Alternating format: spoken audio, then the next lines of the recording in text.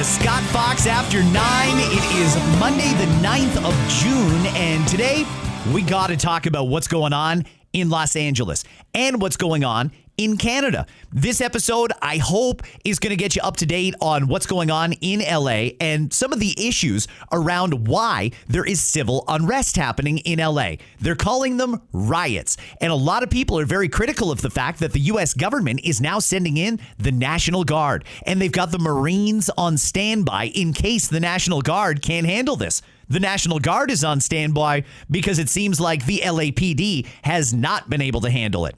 We're going to talk about that because it is one of the big stories happening today. And back here in Canada, as I record, Prime Minister Carney is now minutes away from making a big announcement about Canada meeting its NATO spending targets for the first time in ever. We're going to spend 2% of our GDP on defense. Long overdue is what some are going to say. Others are going to say, we don't need to do that. You know, despite what the U.S. says, Canada's not at threat right now. And even if it was, the U.S. would defend us, or some of our NATO allies would defend us. That's some of the arguments circulating around this. It's going to be a lot of money that I don't know that we have right now. But having said that, I would also like us to maintain our spending commitments because we did commit to do that and we haven't done it so far. That's something I'm probably going to talk about on tomorrow's episode of Scott Fox After 9. For today, two things on the go. I'm going to talk about the riots in LA, and then I'm going to bring in Anna Almeida for the second half of the pod. We're going to talk about a whole bunch of other stories that you're probably not going to see in the news, but deserve a little bit of your attention.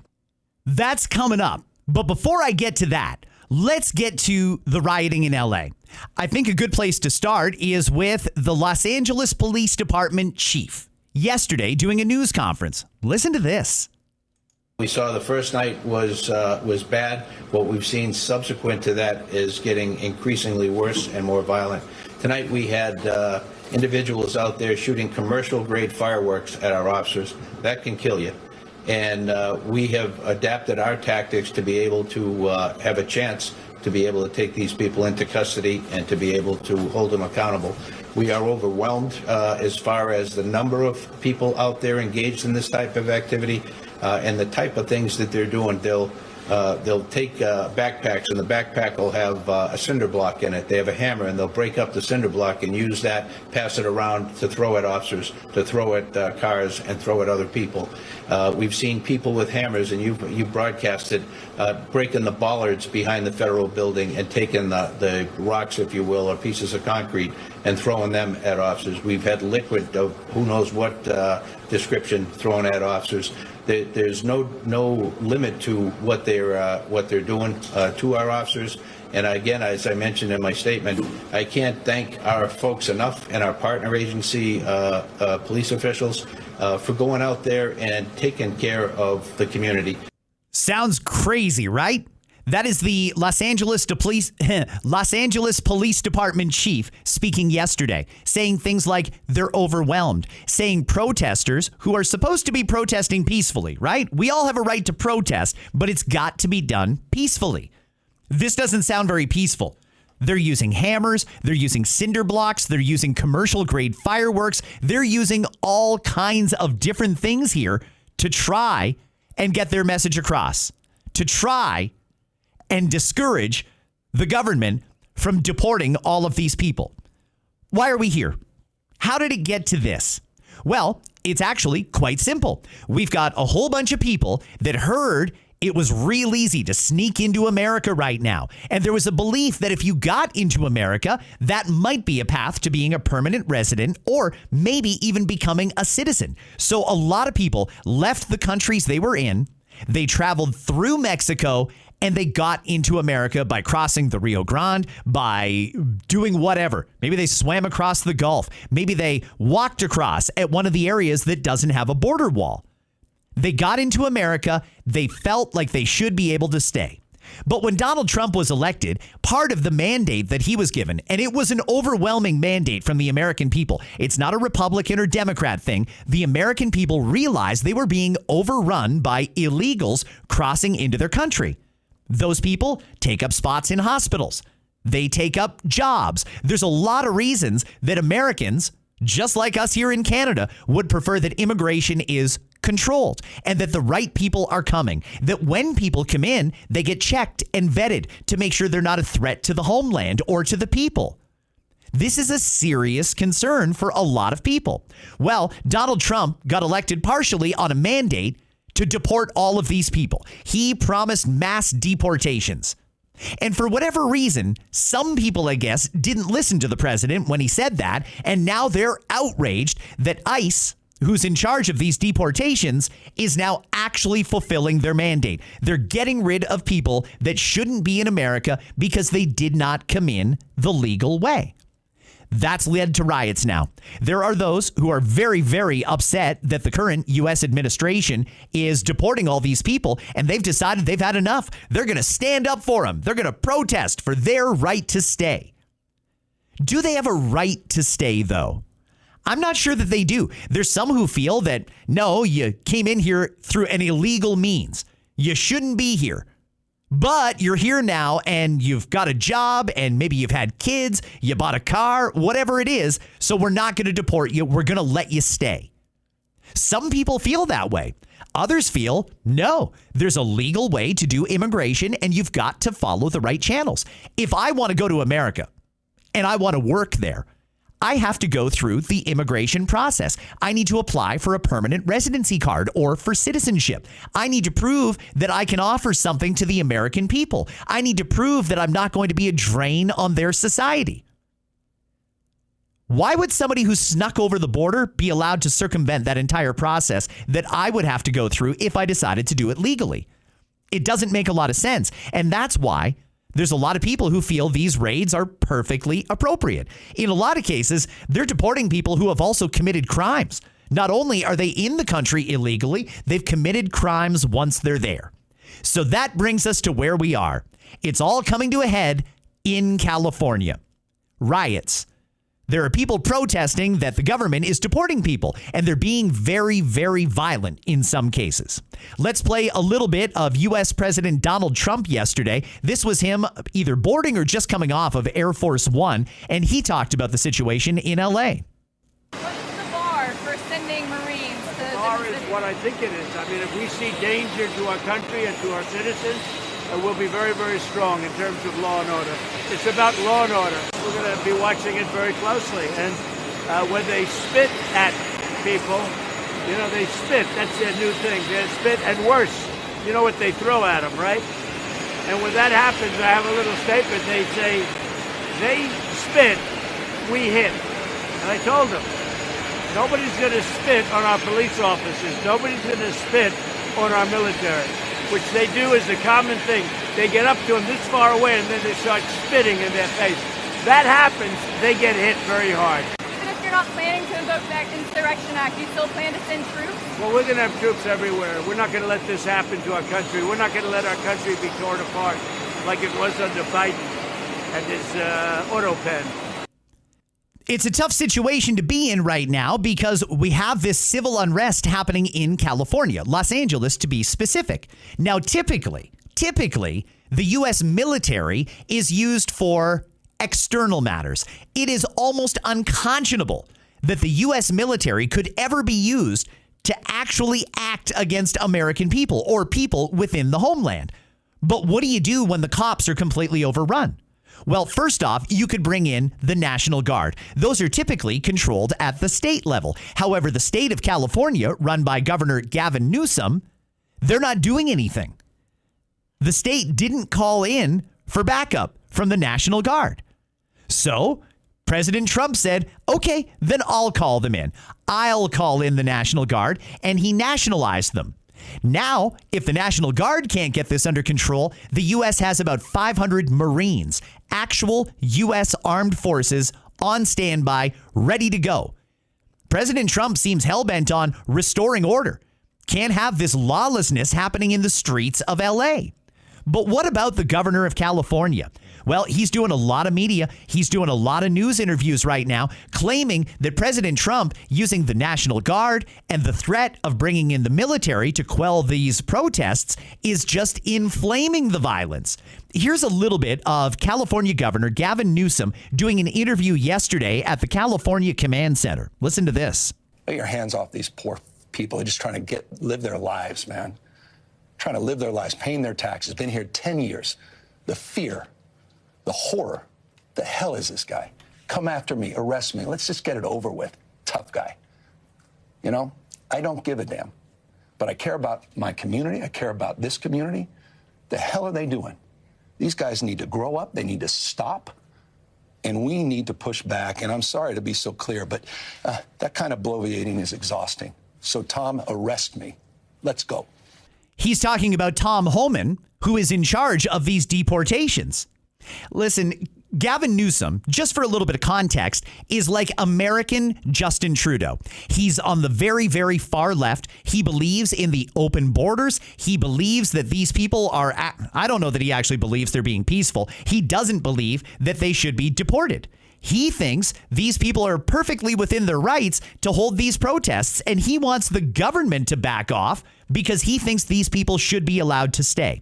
It's not just him, though. There's other people in government in California. Let me play for you a member of the L.A. City Council encouraging this violence. Listen to this. They know how quickly we mobilize. That's why they're changing tactics, because community defense works and our resistance has slowed them down before. And if they're escalating their tactics, then so are we. When they show up, we gotta show up even stronger. I mean, if you're law enforcement, your job is to keep the peace. How do you deal with it when you know you've got people that are supposed to be deported because they entered the country illegally? Now it is time for them to go. And the government was elected with a massive mandate to make sure that that happens. Not only has law enforcement got to deal with the protesters, they've got to deal with the actual state and city government that's promoting this. That's got to be a very discouraging feeling. You heard the chief of police for the L.A.P.D. a few minutes ago. This is crazy. The police are overrun. Bringing in the National Guard? Yeah, that's probably a good idea if the police are overrun. If they get overrun, bring in the Marines. It makes perfect sense to me because, again, they're trying to get these people out of the country who shouldn't have been there in the first place. Can we agree on that? Can we agree that these people are in America illegally? Now, what happens to them now? We can talk about that. But I think that first and foremost, everybody needs to agree the people that are being deported broke the law when they came into the country. Should America have a little bit of compassion for those people and say, all right, again, you shouldn't be here, but since you're here anyway, you can stay? Or do they follow the law and say, if you came in illegally, you got to go? I hope that this does not go any further than it's already gone. I believe there are paid insurrectionists right now in LA that are being paid to stir it up. I believe the media, because of their general dislike of Donald Trump, is going to keep fanning the flames and make it seem like the government is doing something wrong. And maybe in your mind, they are. It's okay to think these people should be allowed to stay. But by and large, Americans seem to want them to go. And if I'm reading the room right, I tend to think we would want the same thing here in Canada. There's a lot of people that are going to have to go. We've got tens of thousands of people in this country that we've lost track of. They were supposed to leave, and they never did. They're here in Canada somewhere, but we don't know where. If Canada ever elected a government that said, we're going to do mass deportations too, we've got an immigration system, we've got rules, you've got to follow the rules. If you're not following the rules, you're taking away jobs, you're taking away our health care, you're taking away a number of things. All the vast resources that we have in this country are being used up by people that shouldn't be here. If we all agreed it's time to go, would we get behind our law enforcement doing mass deportations? Could you see them going into communities, raiding homes and saying, hey, it doesn't matter that you bought yourself a nice home in a subdivision in Kitchener, Ontario. You're not supposed to be here. You're leaving. And put them on the plane the same day back to wherever they came from. Would Canadians tolerate that? The vast majority would probably support getting rid of them. What if that led to civil unrest? Would we support our cops? Or would we say, you know what, it's not worth the fight, just let them stay? I really don't know. I'm not sure. And Prime Minister Carney, so far, while he says all the right things in front of the microphone, his policies are still a little Trudeau-esque. Let me give you an example of what I mean about Prime Minister Carney. I'd like to play for you a little bit of this week's At Issue. That is a political show that airs on CBC's The National on Thursday nights, and they air it again on Sunday mornings. It's got Chantal Hébert, Andrew Coyne, and Althea Raj. Now, most would agree that Althea Raj is mainly on the left. She would be what we would probably call a progressive. And a very good journalist, by the way. I enjoy, even though I disagree with her vehemently on a lot of issues, I certainly enjoy Althea's writing style. She is someone who supported Prime Minister Carney. Well, let's hear what Althea has to say about Prime Minister Carney's new bill, C2. This is one that is going to involve a lot of privacy changes to our laws that are going to affect every single Canadian. Again, this is a reporter who is on the left criticizing Prime Minister Carney, and I think we should all listen to Althea's criticism of the PM. Listen to this. Laws has 16 parts. And I think we need to go beyond the headlines on this bill, because the things that the government says that this bill is about, I don't think most people will find them controversial when it comes to, like, how you classify drugs, for example, and some of the powers that you're giving authorities to crack down on organized crime. Law enforcement agencies have clearly used this opportunity to sneak things in here that have been vetoed by lawmakers previously in at least 2 or 3 different parliaments because they were seen as going too far. There are things here that to me make, like, frankly no sense and are a real dangerous slippery slope, and I worry that there's not enough public scrutiny on it. For example, you can ask, like, your internet service provider to hand over your information voluntarily, any information they legally hold about you, and the government will protect them from being criminally or civilly sued. They don't have to get a warrant. They can just ask for it. And these are heavily regulated industries, so they would have an incentive to just be like, okay, well, I don't want to cause any problems with the government. It's just filled with little example like that throughout the bill. And you realize what it means when there is no NDP, for example, there to raise the concerns, because some of the things that were raised and were not passed were because of the NDP and the Bloc in previous parliaments. I'll leave that clip there. If you'd like to go and watch it, it is on the CBC At Issue YouTube channel. It is from yesterday, the June 8th episode. What Althea is saying is absolutely correct. There's a lot of things in Bill C2 that I think we need to be concerned about. Back to my original point, Prime Minister Carney comes out and does these news conferences, and he holds his meetings with premiers and with cabinet ministers, and he seems to be saying all the right things. But his policies, the ones that don't get talked about that often, are still very reminiscent of the Justin Trudeau era. I think we should all be very concerned about Bill C2. You should take a few minutes and read up on Bill C2. We'll be giving up a lot of privacy and a lot of our rights if that bill passes. You know, Althea pointed out there's no NDP to hold the government in check. I don't think the NDP ever would have held the government in check on that. That's something that I'm relying on the Conservatives and the Bloc Québécois to stand up for Canadians' privacy. Althea's right. Previous governments have been asked to put in some of these things, and they said no. The Carney government is going to do it. And the Carney government is also maintaining or increasing the Justin Trudeau era immigration numbers while he says we're going to cut it back. Says one thing, does another when nobody's paying attention. We do need to pay attention to Bill C2. And as fine as I think the Prime Minister is doing so far, his words don't match his legislation that he's putting forward. And I think that deserves a lot of extra scrutiny. That's just something that we've got to watch. We can't give up any more of our rights here in this country. The last thing I want to play is something that happened on a fellow podcaster's podcast late last week. Joe Rogan had on the director of the FBI, Kash Patel, and he was explaining how drugs are moving through North America. This is a topic that's of great interest to Canadians because we had tariffs slapped on us because there was so much fentanyl traveling from Canada into the U.S. Well, we did take good steps to shore up our border. It seems like we're making an impact. However, Director Patel here explained that these criminals are still a step ahead of law enforcement, and they're getting more and more creative with how they get drugs into America. Listen to this. So we have decreased the amount of fentanyl being moved around, let's say, right? But not necessarily coming into the United States. So where's the root of the problem? The CCP. So the fentanyl precursors, the stuff you need to make fentanyl, comes from mainland China. That's it. Now, I'm sure like 1% of it comes from somewhere else in the world, but that's where it comes. They've got hundreds of companies standing up in mainland China, shipping this stuff out into the world. Now, their cover is that fentanyl has, and it does have a legitimate lawful purpose in terms of an anesthetic or medical use for anesthesiology-related stuff, okay? So there's like a minimal use for it. And what the CCP has done is they've come out and said, this is like the biggest, like, talk about the devil pulling the wool over the world's eyes. They're like, we don't make fentanyl. They're right. They don't. They just give you all the ingredients for it and ship it to Mexico.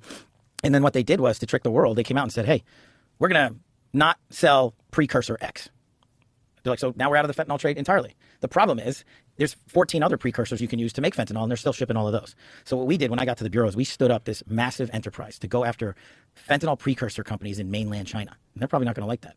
And what they're doing now to get cute is they're shipping that stuff not straight to here. They're going to places like India, and I'm also doing operations in India. And they're having the Mexican cartels now make this fentanyl down in Mexico still. But, you know, instead of going right up the southern border and into America, you know what they're doing?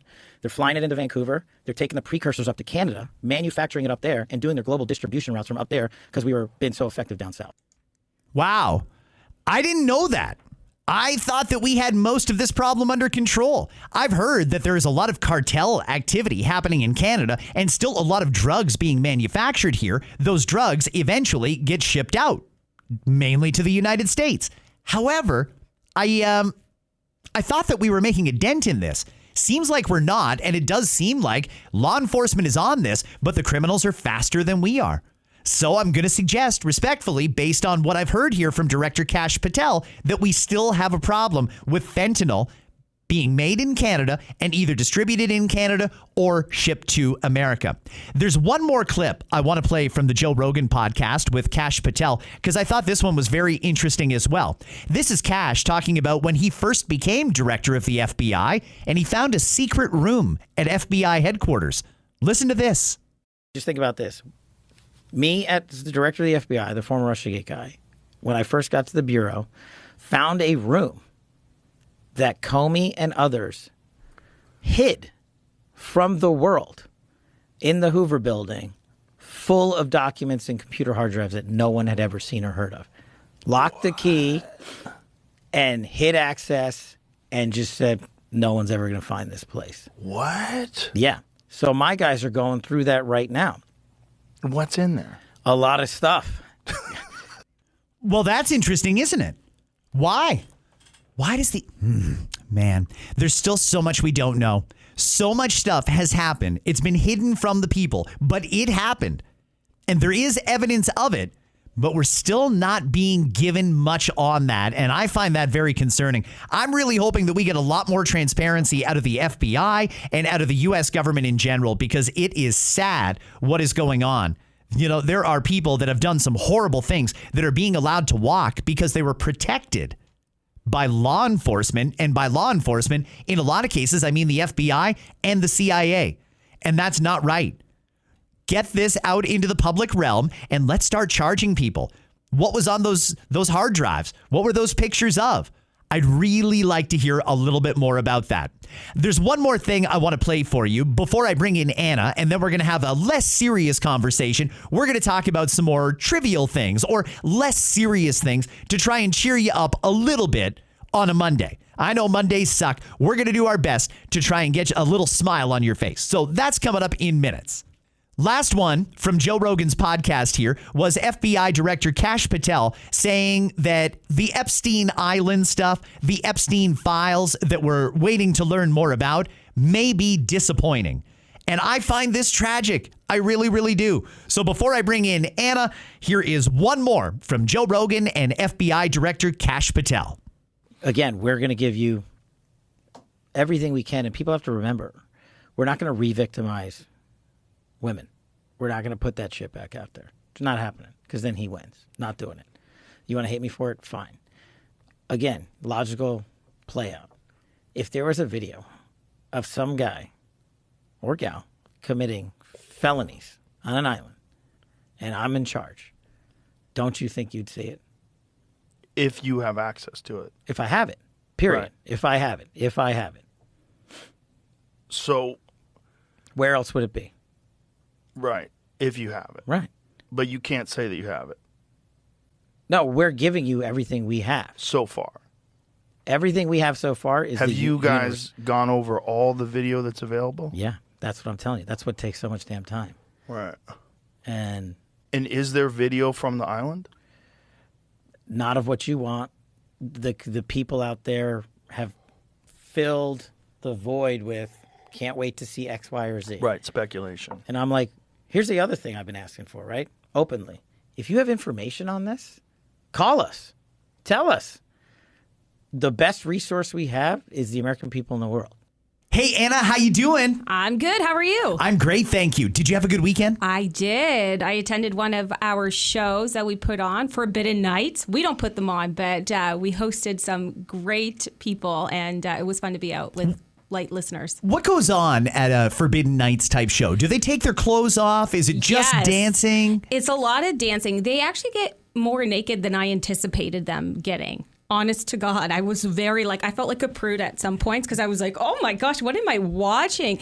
And the women are just like, they're hound dogs, man. They were like touching them and like rubbing their hands down their abs. It was a time. How naked do they get? Like no underwear naked, but you don't see the package, which I was okay with. They would put a towel there and then they would actually drop their panties in front of us and then put a towel and then you'd see them kick their undies off. Really? Yeah, they'd hide behind a door. It was a lot. It was more than I was anticipating. I got to be honest with you. Okay, so you're at this. I'm fascinated. No, please. We've got lots of stuff to talk Yes, about, but before we do, Yeah. so you go to the show Forbidden Nights, yes. and you were with a girlfriend. Yes. And you girls are just sitting there waiting for the show to start. yes. They come out and they do a little dance number and they Yes. flip around and stuff, Yes. and then slowly start to take their clothes off. Yes. So I've watched Magic Mike, so I thought it'd be more like that. But this one felt a little bit more R-rated than the Magic Mikes, honest to God. And then they bring people on stage. Thank gosh I didn't get pulled up. I don't know. I would have said no. But yeah, they're basically like dry humping. Really? On stage. Yeah. Oh my gosh. And the women are there for it. They're like grabbing at every part they could. It was insane. I wonder how these guys feel at the end of the night after they've finished a show. Oh, they come out and take pictures. They feel like rock stars. Really? I kid you not. Yes. And they're in bathtubs having the water sprayed on them. There's chains they're swinging around in. It was like a different kind of Cirque du Soleil. You know? Interesting way to put it. Okay.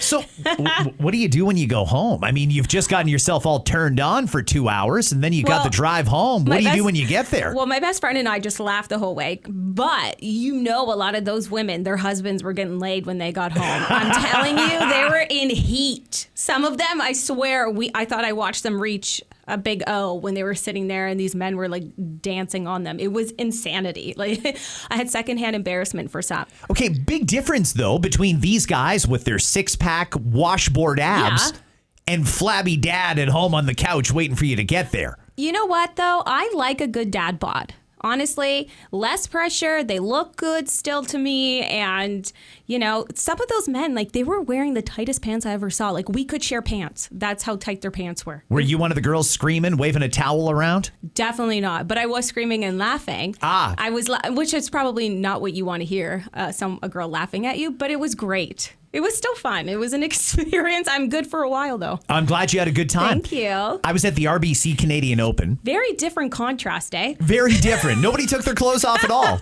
Nobody. In fact, they were wearing pants the whole time. I'm going to say this again, and I'm saying this as a golfer, so I'm a little bit biased. But for anybody who's looking for an experience at a pro sporting event, you could go to Scotiabank Arena or any of the other arenas in Canada and watch a hockey game for a couple $100 for average seats. It's going to cost you a fortune for a beer. Souvenirs are just out of this world expensive. We know it costs a lot of money to go to a pro sporting event. Contrast that with the RBC Canadian Open. And next year, it's going to be in the same place, TPC Toronto at Osprey Valley. You go there. You get a ticket for the entire day. You can go at 7 a.m. and stay till 7 p.m. if you want. You can sit wherever you want. There's nobody telling you, hey, you can't smoke in here and all that sort of stuff. You can be outdoors and watch the pros from mere feet away. Anna, I was practically rubbing elbows with Rory McIlroy on Friday. You can talk to them if they want to talk. Wild. I mean, they are playing a pro sporting event, so sometimes they're in the zone. But for the most part, they'll stop, they'll say hello, they'll sign stuff for the kids. It really is a great sporting event. And I think there's a lot of people who don't necessarily think of it as something they can go to. So next year, when the RBC Canadian Open comes back, I highly recommend you look into it. Kids in particular had a great time. They were living their best life. And one of the things that stood out to me was the fact that it was probably 50-50, women and men. Oh, wow. It's really gated popularity in that way. Certainly has. Now, the parking in and around Yeah, I heard about that. Osprey Valley. I was lucky because I had media parking. Oh. So I parked probably about a kilometer from the clubhouse, and there was a shuttle, I a would golf have cart cursed shuttle. you if I had seen that, if I had to park in regular spots. I was driving home after the event, and I must have been about 15 minutes from the golf course, and I was still seeing satellite lots for the golf tournament. And I guess you park like 15 minutes away, and they have a bus that picks you up and takes you to the golf course. I guess that makes more sense too, because how do you accommodate so many people when it's not built for something like that, right? Yeah, I have to think that they initially, when they built that course, Yeah. thought maybe someday we'll host a big PGA event. Now they are. I wish they'd get that parking situation Yeah. sorted out. It wasn't terrible, but I think it could be better. Overall, though, real good experience at the RBC. So, yeah, I had a great weekend. Have you ever played at that course before? I've never played Osprey Valley. Wow. Okay, so is it on the bucket list now? Because, Rory McIlroy has played there. You know what? Rory and all kinds of pros, Yeah. they got their asses kicked. I'm glad I went on the Friday because there's a lot of good golfers that didn't even make the cut. One of the things that I thought was real interesting is in the past couple of years, they've played the tournament a number of times at the Hamilton Golf and Country Club in Ancaster. Yeah. This year it was at Osprey Valley. The golfers who got eliminated, some of them went and did rounds with their dad and their family members at Hamilton on Sunday. Isn't that amazing, though? While everybody was watching the RBC at Osprey, half the pros were in Oh Hamilton. my gosh, imagine going to play on Sunday and they need 2 more players, and then that's who you get matched up with. You don't know until you arrive. Like, what a treat. It's like a pro-am that you didn't pay for. Right? Okay, well, that was a good experience for me. Happy you enjoyed it. Hope everybody had a great weekend. Let's get into a few of the things that I want to talk about. And we're going to start off with, let's go here. Dairy Queen. First out of the gate. And I'm going to say first of many. Dairy Queen says it's costing them too much money, so they're going to start charging for a pup cup. No, I agree with you. I don't think they should either. that's ridiculous. A woman posted to TikTok the other day complaining about this new charge. Dairy Queen's decision to start charging for pup cups has left many puzzled and disheartened.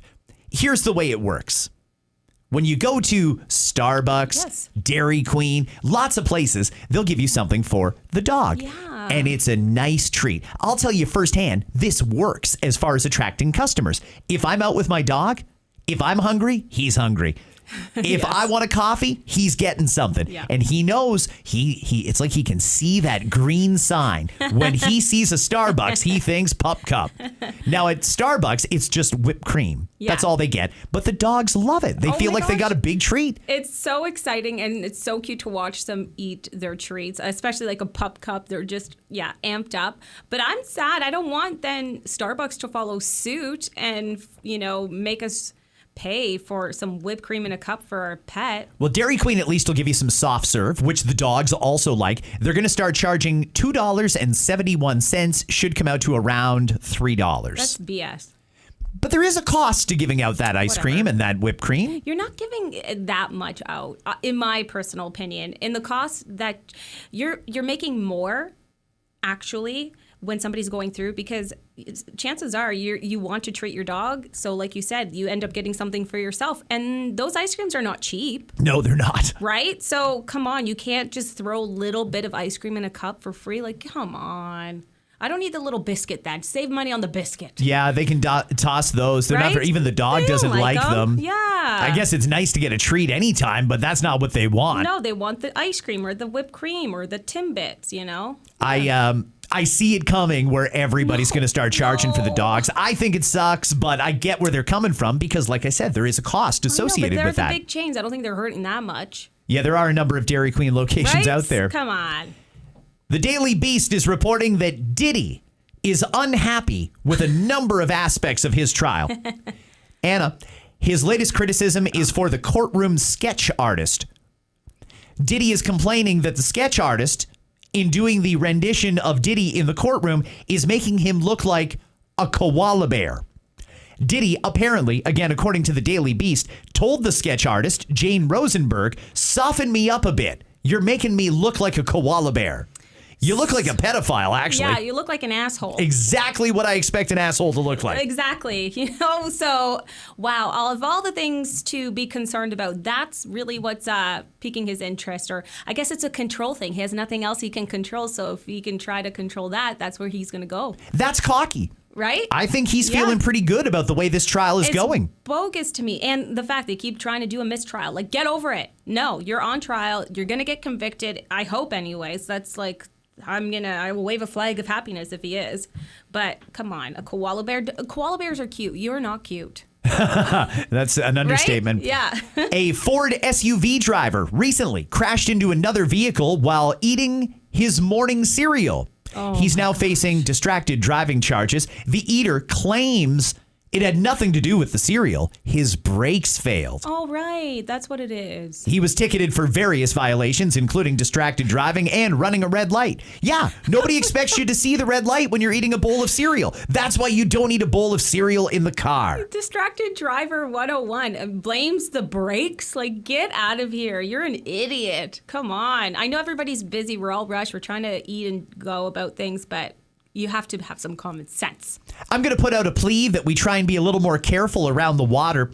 In Ontario this weekend, there were at least 3 deaths from people who were out on the water, went under, and weren't wearing a life jacket, including a number of people in a canoe. Yeah. Hey, Anna, let me ask you a question. If you're not a strong swimmer, why in the hell would you get in a canoe without a life jacket? I gotta be even honest. if you are a strong swimmer. Yeah, because you can't predict the tides, the current. You can't predict anything. And, even your foot could get stuck in something under. You just don't know. Anything can happen. Well, in all fairness, I mean, most of the inland lakes that we have in Ontario anyway, let's use Lake Joe for an example. There's not really an undercurrent. There's no tide or anything. You can get very tired just trying to tread water. It's not for the faint of heart. And to be honest, I'm not a strong swimmer, and I know I like to have my life jacket close by. I'm not going wakeboarding without it or anything like that. Well, wakeboarding, you're crazy if you do it without a life jacket because anything could happen. I think people think canoeing is a fairly innocuous activity. You got to have a life jacket on. I mean, there's 3 people dead now because of this. It's scary. And, shore may seem closer than it actually appears. And if you're having to try to swim to shore because your canoe went under, it's a hard go. I got a great example of that. Laredo, Texas, this weekend, game wardens had to save a 5-year-old girl on an inner tube after she was blown away from shore by strong winds. She did not have a life jacket on. Gosh, Wardens reached her before the tube flipped over. The child was reunited with her family. What's going on? That's so scary. Is this an ethnic thing? What is going on that many people all of a sudden have no idea how to act around water? Nothing has changed. If you have a 5-year-old, absolutely, you don't just let them drift around in the water with no life jacket on. What is wrong with you? Yeah, usually they're at arm's length at all times, especially with water. I mean, that's a scary thing. I'm happy that came out to be an okay story, like a good ending to what could have been horrible. So wear your life jacket, be aware of your surroundings, get some water floaties, whatever. Do your part. It's scary. Amazon is testing out their robot delivery service. Amazon is developing humanoid robots. You've probably seen these from Tesla. Robots, they're white and black. They look and move like humans. Ew. Amazon is getting in on this too because they want those robots to replace people. No. Why? No, I just don't want people to lose their jobs either. But also, Anna, come on. There's some jobs that don't need to be done by people. I know, but the robots scare me. I don't know what it is. Oh, so that's what it is. It's a scary thing. You don't care about people losing their jobs. But the sounding of the job sounds better. I'll be serious about this, though. I mean, there are certain jobs that we know are going to get taken over. We do. We don't have to like it, but I mean, even I'm doing a job that I know is going to get taken over by AI at some point in the not too distant future. It's just sort of the way it's going. Now, as far as Amazon, they employ an army of people. But do they really need somebody driving around in a truck, taking the package and putting it on the porch, and then you get back in and drive away? When technology, self-driving cars and robots can have the car go to where it needs to go, and the robot grabs the package and sets it on the porch, snaps a picture with a built-in camera, gets back in the truck and goes. They could be delivering 24/7. Their only limitation is how much they've charged up the car and the robot. I mean, there are the perks. When you break it down like that, 24-hour service, that's nice. People want things when they want them, fast and quick, all of the above. But I will say, looking out the window and seeing a car with nobody in it driving, that's going to trip me out. Yeah? That's going to be very weird. I mean, I'd probably even call police to be like, I think there's a problem happening with this vehicle beside me. Even Tesla. This week, they're starting out testing officially in Austin of the robo-taxi. This is the one with no driver. You use the app, you call for a cab, this thing shows up, self-driven, you get in, put your seatbelt on, it carries on to the destination, you get out, everything is fine. Well, let's hope. I definitely will not be the first to try this out if and when it makes it over to our neck of the woods. But again, the appeal is there where somebody, if you're uncomfortable with social anxiety, don't like to talk to others, this is a great little benefit, But it should bring down the cost. Well, one can hope. I doubt it, though. I mean, part of the reason that taxis are so expensive is because there's an actual person making a living out of that. Yeah. When we go to the robo-taxi, it's really just the cost of hydro and wear and tear on the vehicle. I would think things should be getting cheaper. You would think, but the way life is going, everything seems to get more expensive. There's probably a fee, a hidden fee, to keep this operation going, this and that. Again, we'll see what the future holds. I won't be opposed to taking it, I guess. I do like a driver, though. What is it about the driver you like? Do you like to talk to him, or what is your really. thing? Just find out where they used to be a doctor? Yeah. No, and why they can't get licensed here? Yeah, this is true. And you hear about all that, all of it. Every time I get in an Uber, they tell me they're a professional in their industry, in the country they're from. And I'm thinking, why the hell aren't you working here? Yeah. They'll say they can't get hired because their qualifications don't meet the requirements that the education system has here. It's such nonsense, Anna. It is just pure BS. Let me give you just a little snapshot at how ironic this is. We have this healthcare crisis happening in Canada. We have actual doctors and nurses. And you'll probably remember that during COVID, we pointed out, well, we've got a lot of doctors and nurses here that are certified in other countries, but not certified here.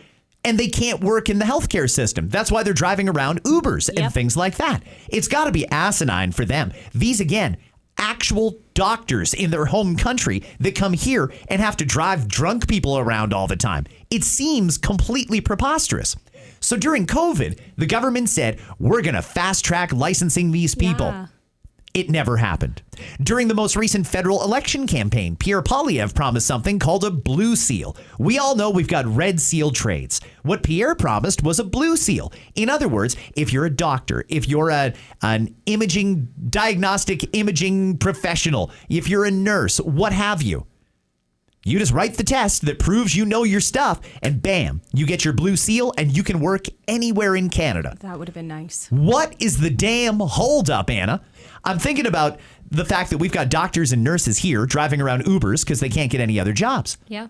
And apparently that's because they're following the rules of our immigration system. Then we have somebody who comes here and makes a completely bogus refugee claim, or they come here under the guise of, I'm a student, and they take up all the jobs. This is one of the major things that we're dealing with right now. How is it that they can get a job, but this doctor can't get a job? Why is nobody prioritizing the doctor? Why are we making sure that whoever from wherever can get a job at Tim Hortons? But it's funny that you and we're not alone in this, know people after getting in a vehicle with them with the same story. There's so many. Even my optometrist. You hear it over and over. What is actually an ophthalmologist, but the optometry was the best she could do because they wouldn't approve her at a higher rate. I just got a new dentist. Yeah. She's been a dentist for 25 years over in, I hope I'm not wrong on this, I believe she said Syria. Okay. Now, I don't think people in Syria have teeth that are very different from people in Canada. And this person was a dentist over there. Anna, she'd been doing a home daycare business for years until she was able to practice her dentistry here in Canada. Gosh, imagine that. That's just wild to me. And I feel for them, But what, I distinctly remember this. There was a time When if you were living somewhere else in the world and wanted to come to Canada, number one, you had to show that you had the means to support yourself. Someone you could stay with, you've got enough money in the bank to be able to support yourself, that sort of thing. And if you needed extra skills and training, you could go and get those, or we would only bring you here if you were already trained in those areas. For example, right now, Canada, maybe we have a shortage of civil engineers. Yeah. We would then open up immigration to other civil engineers and bring them here. Makes sense to me. It does make sense. Then why do we stop doing that? I know. You know, it used to be if we needed skilled labor, we would increase immigration to people that were experienced in skilled labor. If we needed doctors, we'd increase immigration for doctors. Why are we not looking at sector-specific stuff and only bringing people here where A, we know we've got jobs for them, and B, they're already qualified to do them? And it's funny because all the other jobs that we're in desperate need for certain people for certain jobs, we can't fill those roles. But then you have, I'm not going to say basic because it's not a basic. Everybody's trying to put food on the table. But if you're trying to get a summer job, you can't. Or just like a 9 to 5, you can't. It's so hard to get a job without a degree or anything. I just feel for everybody, honestly. I couldn't imagine driving an Uber knowing I have an amazing degree and experience and not be able to do what I worked so hard for many years to do. And they're not okay with it, but they have to do it. But they're following the rules. Yeah. And then you I don't know. Maybe they should lie. Maybe if you're an actual doctor, you should just grab a free version of Photoshop and make yourself a diploma from Western. Maybe you should do that because I can't think of another way to force common sense into the system. I'm so with you. I mean, when we immigrated to Canada, my dad was a skilled worker, went into construction, was a pipe layer, and there was a need, and we had to provide. It wasn't just like trying to freeload off the government sort of thing. You know what I mean? So I see that there is a need, and we're in a crisis. We have a shortage of everything. Can't get a doctor. You can't get this. You can't get that. And we need to fill those jobs instead of just welcoming people who take jobs that others desperately need. Does that make sense? It does make sense. We really have to rethink this immigration thing. It's a little wild because you've got Prime Minister Carney here who comes out and he stands on stands at the podium. He's on TV. He's doing his speeches, and he actually sounds very appealing. He sounds like he knows what he's doing. Confident. Comes off a little conservative, and I don't know how many liberals like that, but conservatives and those in the center certainly seem to appreciate it. And he says all the right things. But in the background, he's doing a lot of stuff that's still very much like Justin Trudeau. When it comes to immigration, we've brought more than 500,000 people here already this year.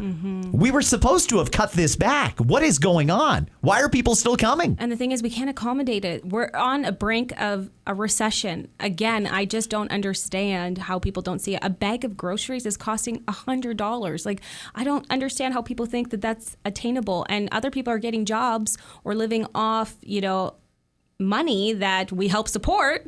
It's very frustrating. It is very frustrating because then I think of my nephew who can't get a summer job. I'm thankful I even got this job.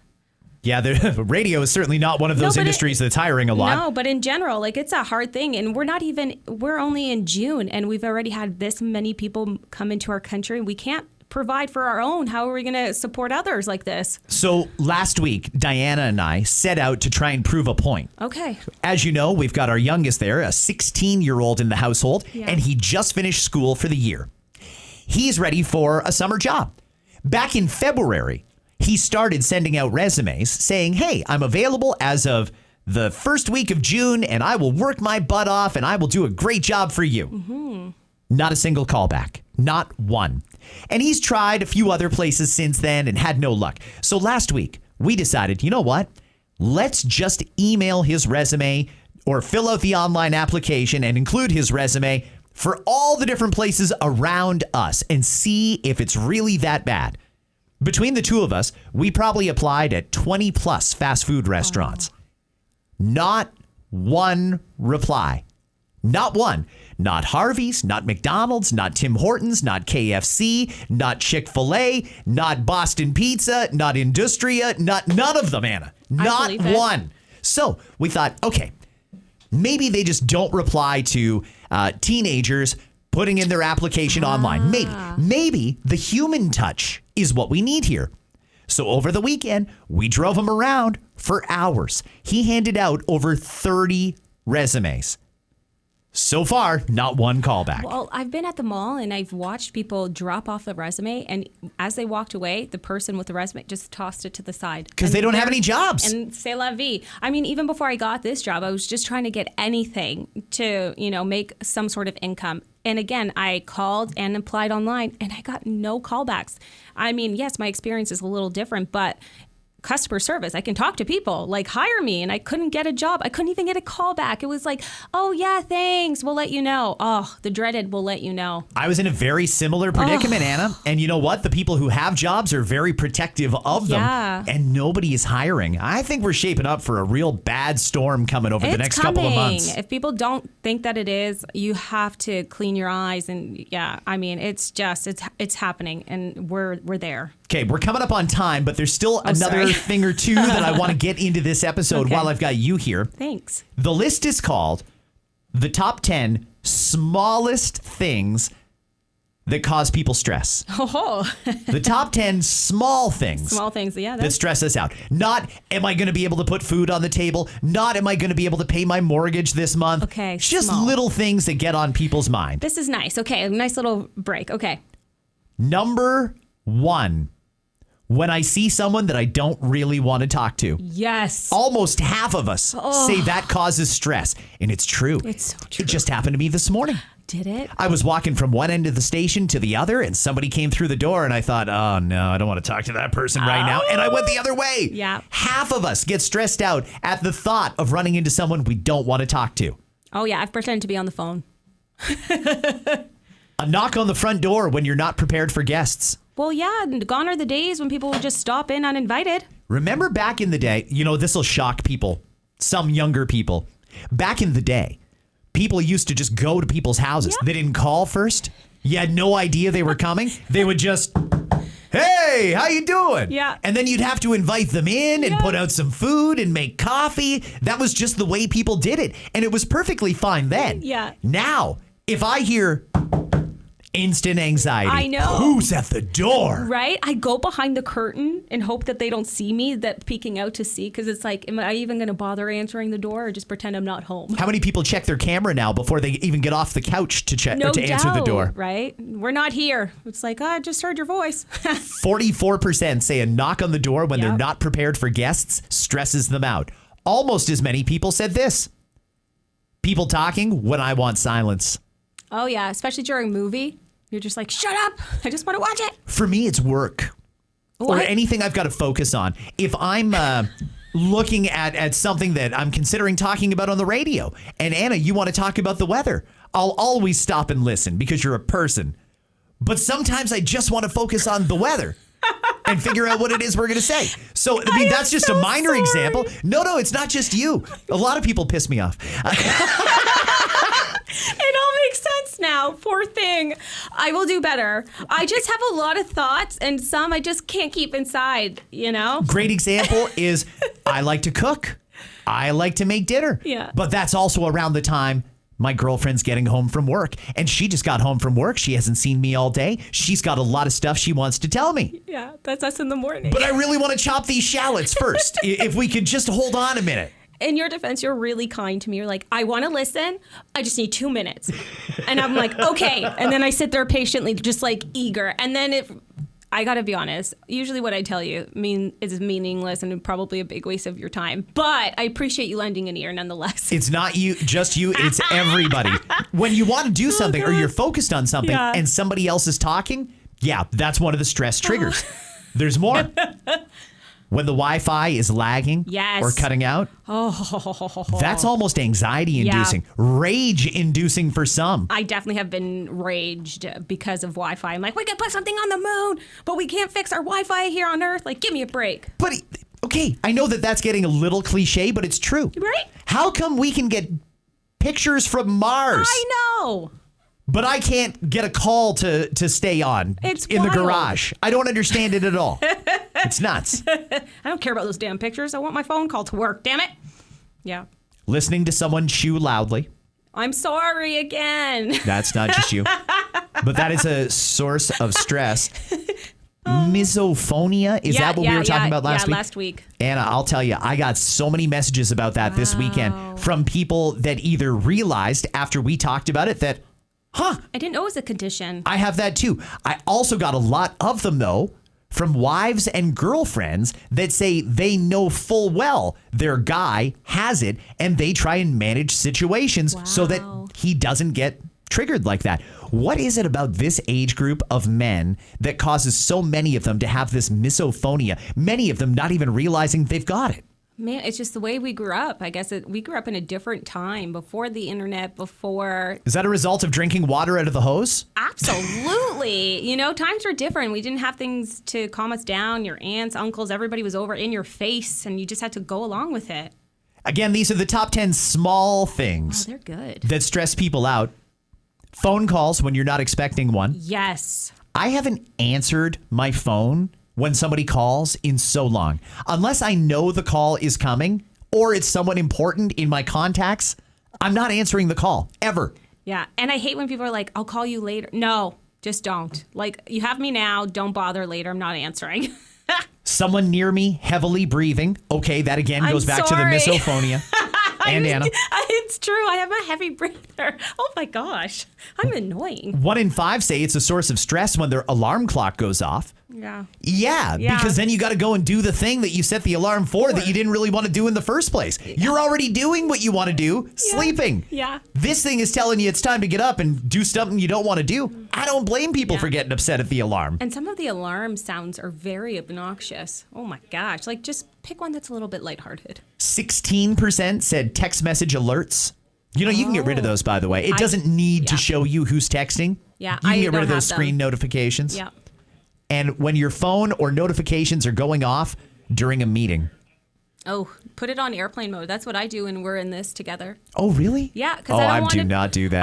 I know. See, because you look at your watch and mine's on airplane mode because I like to make sure that I'm present with my heavy breathing and random questions. And the loud chewing.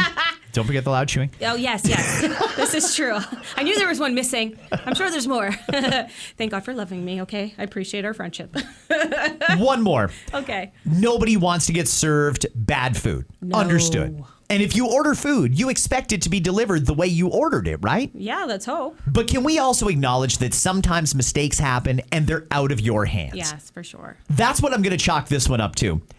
The Times of India says a Domino's pizza was recently fined over $1,000 for serving a pizza that had a B on it. A manager initially dismissed the complaint when a customer called. One of the diners was hospitalized, but because they became nauseous, not because they had an allergic reaction. Okay. A claim was filed against the restaurant. Domino's penalized for serving contaminated food.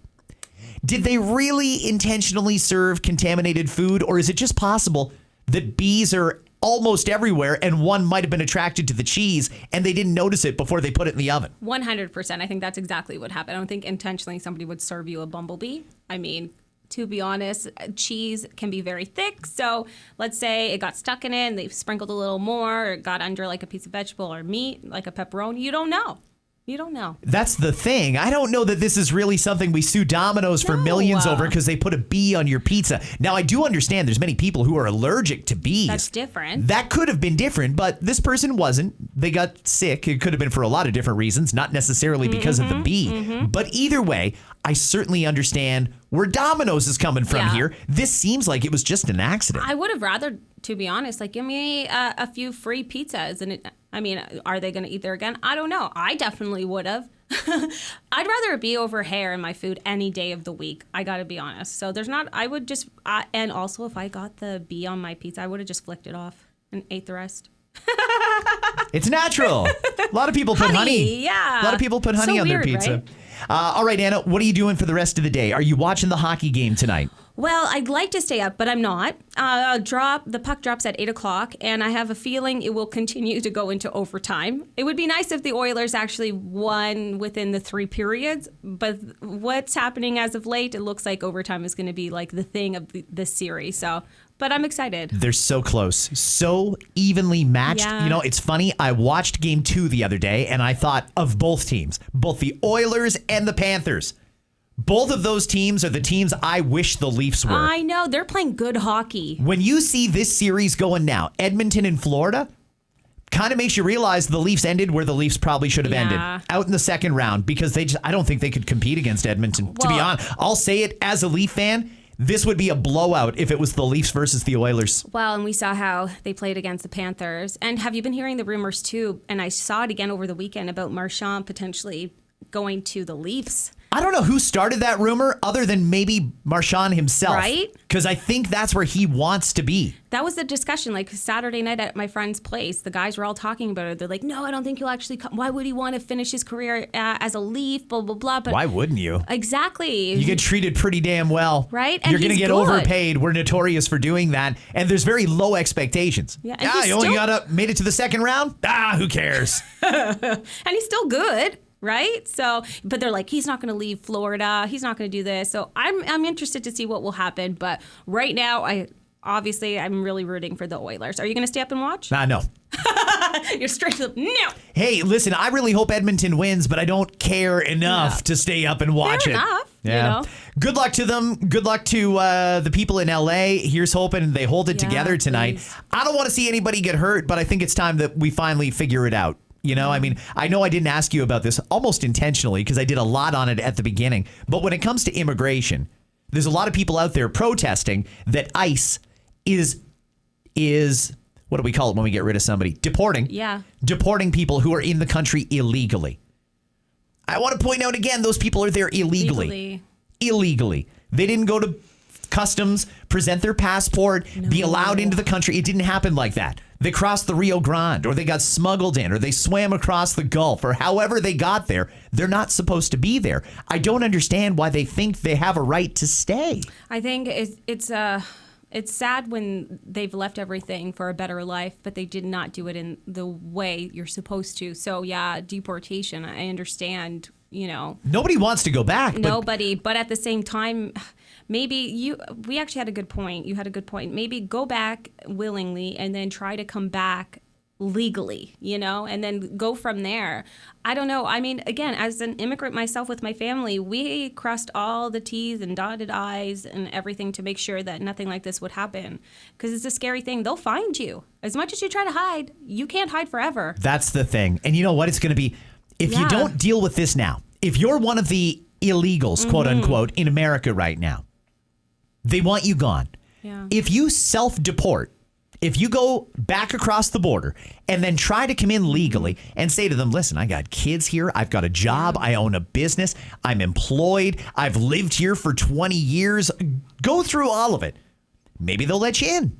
Yeah. But you got to try and do it legally. For those who just snuck in and they've been flying under the radar, what I'm worried about is this goes away. All the heat's off. And you think you got away with it. You think you're good. And then one day, and it could be something so simple, one day you're going to pick up your kid from school, going to renew your driver's license or something like that, and bam, you're gone, and you'll be in, I don't know, El Salvador the next day, and you won't even know what hit you. And that's the thing. And I feel like I see these images and videos and stories of these families, you know, being torn apart because somebody didn't have the right papers, but their kids were born in the U.S. Doesn't matter. They get to stay, but you have to go. And if you can do it on willingly and, you know, try to present a strong case for yourself, maybe you'll have a chance.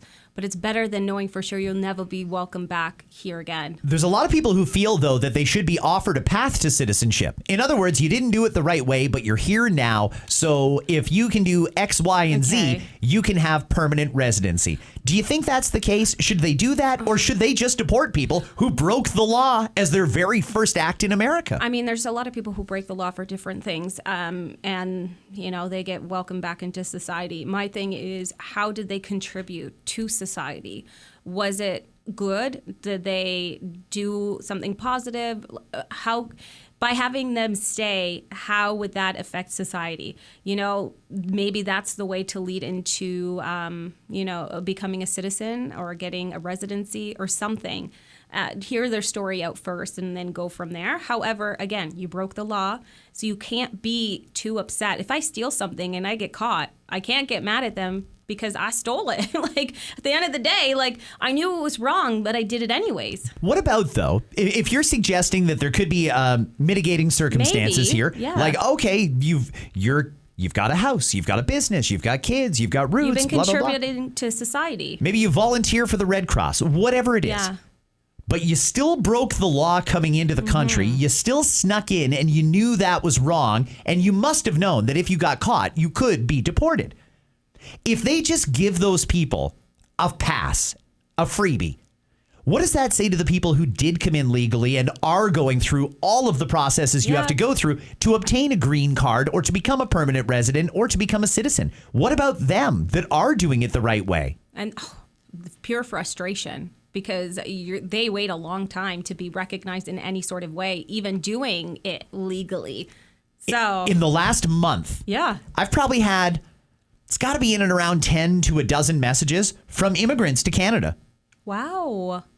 who are tired of the current immigrants that are coming to Canada, Yeah. that have no time for them, Yeah. that say they're taking up jobs, they're taking up resources, it's costing too much money. And I think part of it is resentment because these people did it the right way. And the ones who are coming here now with false refugee claims and all these other things, they aren't doing it the way that it was always done in the past. The current established, settled immigrants did it. And then you can't blame people for being pissed off. You know, No. you can't. You cannot. I would rather someone who did it right way instead of somebody who did it the wrong way. However, you know, I guess there's different situations. You don't know what people go through. But again, breaking the law is breaking the law. That's why there's consequences. Again, you're not going to steal somebody's car and think, oh, if I get caught, no big deal. You know, like there are things happening. However, how everything is unfolding in LA is absolutely scary. It looks like we're in war there. The images are startling. The way that they're handling it, because both sides are trying to prove a point and nobody's backing down. And we're on to like day 4 of this. What does that mean? Both sides are trying to prove a point.